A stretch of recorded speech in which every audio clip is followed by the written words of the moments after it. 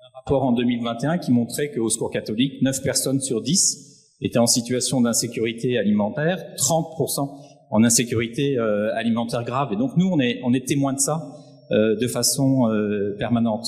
Marie-André, elle va en reparler, mais elle est plutôt du côté agriculteur, mal-être agricole des personnes qui n'arrivent pas à vivre de leur travail. On est aussi en lien avec la Fédé des diabétiques qui, elle, voit ces effets d'une mauvaise alimentation sur la santé.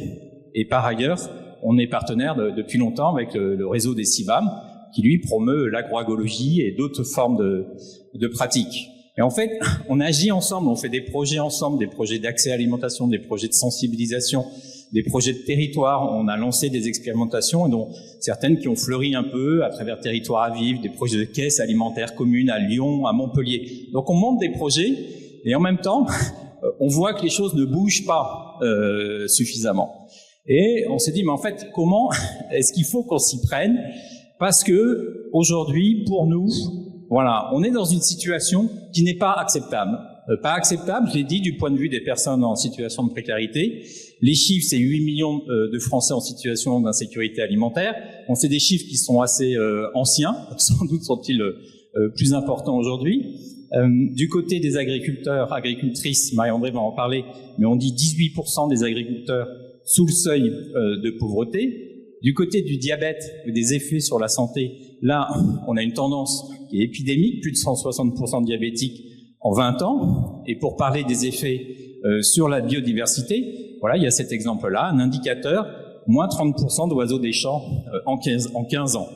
Et donc en fait, c'est une question de trajectoire, on n'arrête pas d'en parler depuis tout à l'heure. On est en fait sur une courbe qui ne nous satisfait pas et on est toujours en fait confronté à cette question-là, une forme d'équation insoluble où on nous dit oui mais en fait on peut pas réussir à fournir une alimentation de qualité à toutes et à tous et une alimentation qui soit rémunératrice pour ceux qui la produisent dans les limites d'une même planète.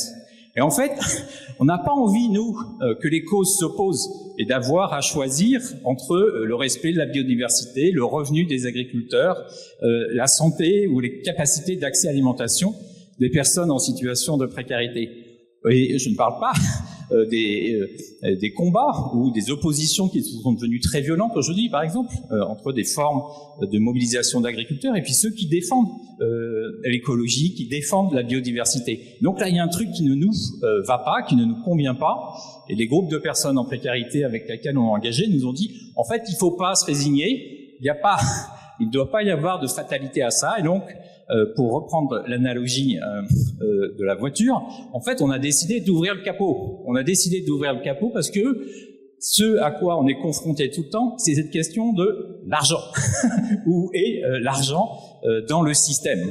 Et le Secours catholique, peut-être comme le réseau des CIVAM ou la Fédé des diabétiques, n'avait pas cette intention première qui était de dire on va aller regarder le financement du système alimentaire français. Mais en fait, on n'a pas le choix. On n'a pas le choix aujourd'hui parce que c'est ce qui nous est opposés. Et donc, il y a une question de politique importante qui se pose à toutes et à tous, qui est de dire, en fait, ce sujet de l'alimentation, qui est à la croisée de l'ensemble de ces enjeux-là, il faut le prendre sérieusement. Et le prendre sérieusement, c'est le prendre aussi et surtout, je crois, aujourd'hui, sous ses aspects financiers.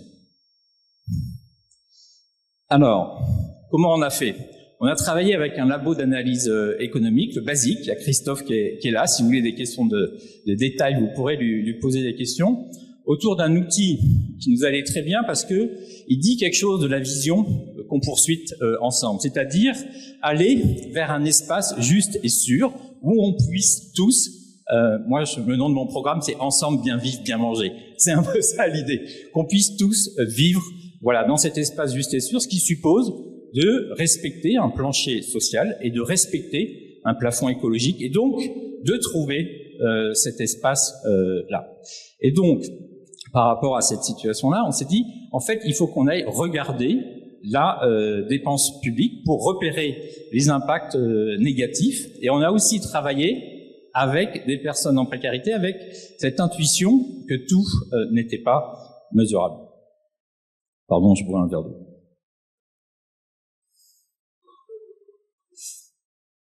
Alors, les résultats du rapport très rapidement, parce que sinon, si on s'étend trop, Gabriel va commencer à attendre des petits panneaux, mais le chiffre, en fait, il y a 2 chiffres extrêmement importants à retenir. Le premier, c'est ces 19 milliards, c'est-à-dire que le basique est aller regarder dans les comptes publics. On n'est pas là, si vous voulez, dans les calculs qu'a pu faire la FAO. On n'est pas sur les questions de perte de productivité possible, etc. On est dans la dépense publique. On regarde ce qu'il y a dans les comptes de l'État. Donc on a des chiffres qui paraissent faibles par rapport à d'autres. Si vous voyez, l'Institut Montaigne a sorti des chiffres sur le même sujet il n'y a pas très longtemps. Ils ont des chiffres qui sont quasiment 10 fois plus importants. Mais ils sont sur la même méthodo que celle de la FAO. Nous, on est allé regarder dans les comptes, donc pour dire là, concrètement, il y a des choses qui existent. Et qu'est-ce qui existe? C'est 19 milliards pour compenser et réparer les impacts de notre système alimentaire. Et donc ça, c'est le côté dépenses qu'on pourrait éviter. Et dans ces 19 milliards, on compte, et je vais revenir là-dessus parce que pour nous, c'est vraiment sans doute ce qui est le plus affreux ou scandaleux dans cette affaire-là, c'est plus de 12 milliards qui sont mis sur la table pour compenser les effets sur la santé, donc 3,4 milliards pour l'impact environnemental et 3,4 milliards d'autres sur l'impact social. Mais je voudrais que vous reteniez cette question de la santé. Parce que 12 milliards, c'est très conséquent, c'est sans doute en dessous de la vérité, mais grâce au basique, on a pu avoir un autre chiffre qui est celui de l'argent qui est mis par l'agro-industrie dans la publicité et la communication sur l'alimentation, qui est de 5,5 milliards, et majoritairement pour des produits trop gras, trop sucrés, trop salés. Et ces 5,5 milliards, c'est 1000 fois le budget comme du programme nutrition santé en France. Donc vous voyez qu'on est dans une sorte là de combat qui est complètement inégal entre une industrie qui évidemment promeut ces produits, a des budgets extrêmement importants, des budgets de l'État sur cette question-là qui sont très en deçà, et des effets qui sont quand même très importants sur la santé. Et donc là, on parle de ces 12 milliards, mais en fait, la progression du diabète dont je vous ai parlé avant, c'est elle qui est réellement inquiétante, parce que ça traduit le fait qu'on néglige, on ne prend pas soin du vivant, qui s'abîme, qui se détruit, et ça n'est pas possible. L'autre aspect, je l'ai déjà un petit peu évoqué là, effectivement, c'est qu'on est dans une forme de course en avant. C'est-à-dire que si on ne répare pas, aujourd'hui, si on ne change pas ce système-là, non seulement on a ce type de dépenses-là et ces types d'effets-là, mais qu'est-ce qui se passera dans les années à venir? Si on est sur plus de 160% de diabète en 20 ans, le chiffre là, c'est les dépenses d'indemnisation et de gestion de crise pour l'agriculture qui augmentent, 2,1 milliards. Si vous voyez aujourd'hui tout ce qu'on a, par exemple cette année, sur les pluies, les résultats sur la production, etc., on voit qu'il y a une sorte de course là qui nous emmène dans un mur dont on ne veut pas. L'autre chiffre qui est extrêmement important, c'est 48 milliards. Et donc ces 48 milliards qui sont mis sur la table juste pour faire fonctionner ce système-là. Donc 19 milliards pour essayer de réparer et de compenser, 48 pour l'entretenir. Et ça, ces 48 milliards, c'est intéressant parce que il y a des chiffres qui sont attendus, finalement, c'est ceux de la PAC. Tout le monde sait que dans le système agricole, il y a de l'argent qui est mis par l'Union européenne, mais c'est 20% des dépenses publiques identifiées. Ce qui est mal connu, ce qui est extrêmement intéressant de notre point de vue, c'est que l'État représente le financement le plus important, avec 59% et 21 milliards, donc, qui sont des exonérations sociales et fiscales, dont la majeure partie n'est pas conditionnée. Voilà, et c'est ça, ça rejoint, je trouve, cette regard de boussole qu'on a dit tout à l'heure, cette question d'indicateur, le fait d'arriver à regarder quand même les effets des systèmes et donc de l'argent qui est mis dans ce système-là. Et aujourd'hui, ce qu'on constate, c'est quand même que les effets sont extrêmement négatifs, que ce système agroalimentaire qui finalement a eu son contrat, son sorte de pacte au sortir de la guerre qui avait un certain nombre d'objectifs. Aujourd'hui, il a besoin d'être recréé complètement avec ces objectifs qui, pour nous, doivent être de pouvoir avant tout, alors je vais le dire parce que c'est notre point de vue au Secours catholique avec d'autres, de respecter les droits humains des gens. C'est pour ça qu'on s'engage très fort. Olivier, cette fois-ci, tu m'écoutes, pour le droit à l'alimentation, et merci à toi de l'avoir mis sur la table il y a quelques années, mais aussi dans la cause écologique, parce que cette destruction du vivant a des conséquences extrêmement importantes. Et je vais m'arrêter là pour laisser Marie-André parler du point de vue agricole et donner une illustration extrêmement concrète et importante de ce rapport. Merci à vous.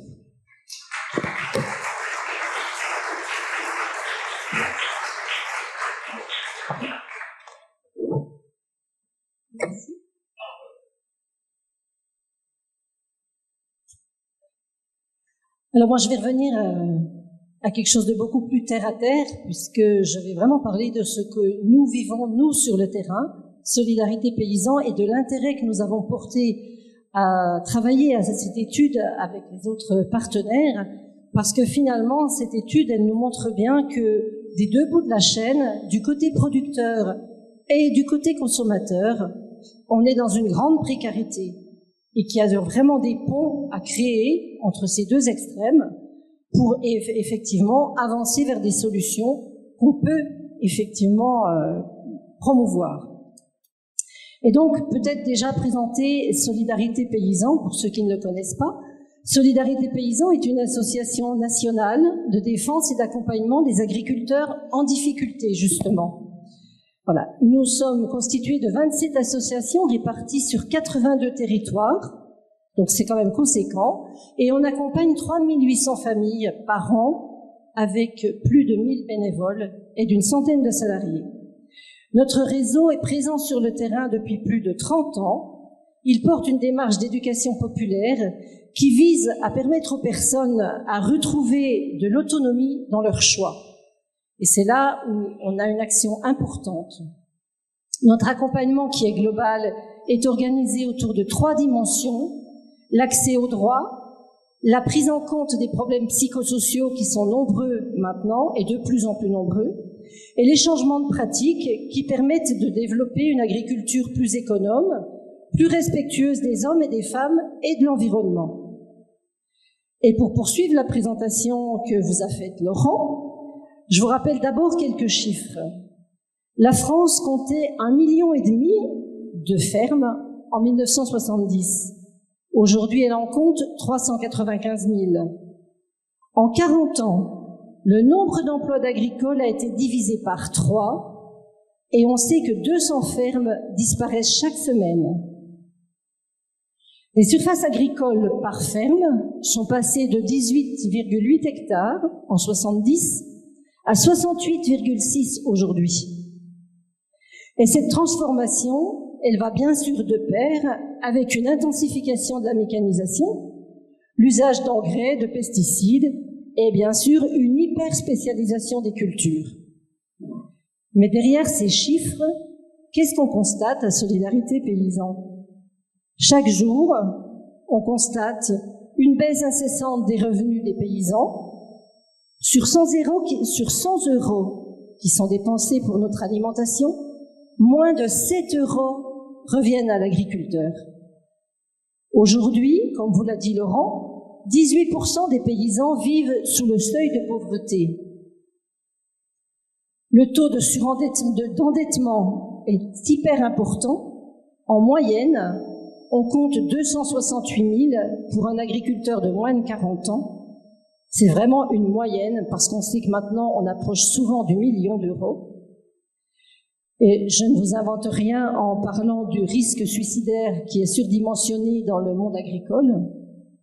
Et nous, globalement, à Solidarité Paysans, sur le terrain, on constate que nos appels au réseau augmentent chaque année, parfois de 30 à 40% pour certaines associations.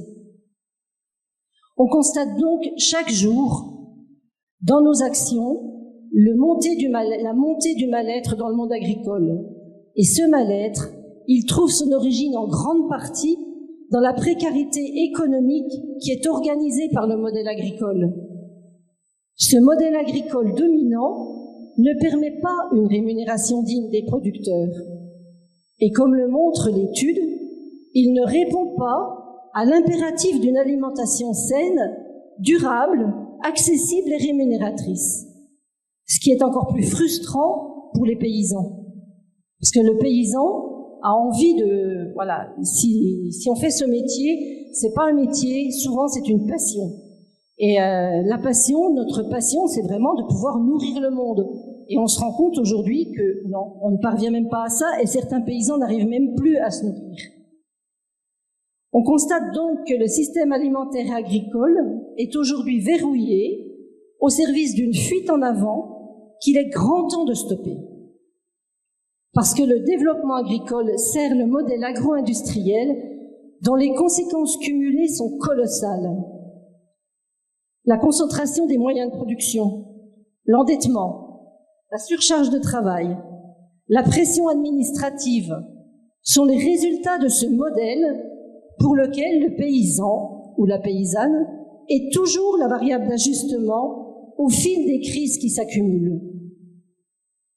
Les effets ravageurs pour les paysans, mais aussi pour la société, ils sont là. On voit la pauvreté, la souffrance au travail, la dégradation du métier, l'élimination des paysans, comme je vous l'ai dit au début, la dégradation de l'environnement, de la biodiversité, le réchauffement climatique, la standardisation et la diminution de la qualité de l'alimentation. C'est vous dire quand même que le métier de paysan, qui à l'origine devrait être un métier où chacun y trouve sa part et qui permet de construire une société plus égalitaire et plus juste, à quel point il est dégradé aujourd'hui. Donc cette étude que nous avons menée avec d'autres partenaires, elle nous montre un enjeu majeur. C'est celui déjà de donner la parole aux citoyens sur les choix qui concernent le système alimentaire et agricole. Non pas uniquement en tant que consommateur, mais en tant qu'acteur des décisions.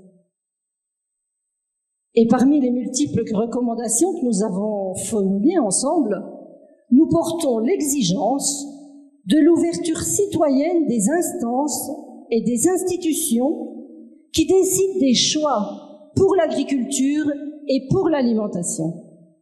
Que ce soit les chambres d'agriculture, que ce soit les collectivités, mais aussi le niveau national, le niveau politique, par l'exigence d'une loi cadre sur l'alimentation qui intègre l'impératif d'un revenu digne pour celles et ceux qui produisent. Et pour terminer, je vous invite à vous emparer de cette étude que nous avons menée, en parlant autour de vous, en la diffusant. Cette étude, elle a des solutions, elle apporte des solutions, elle est un outil pour réfléchir, pour agir et pour penser ensemble, pour trouver des solutions. Nous devons agir ensemble pour construire un nouveau contrat social autour de l'agriculture et de l'alimentation. Et je vous encourage tous à vous emparer de cette étude et à la travailler et à la diffuser autour de vous. Merci.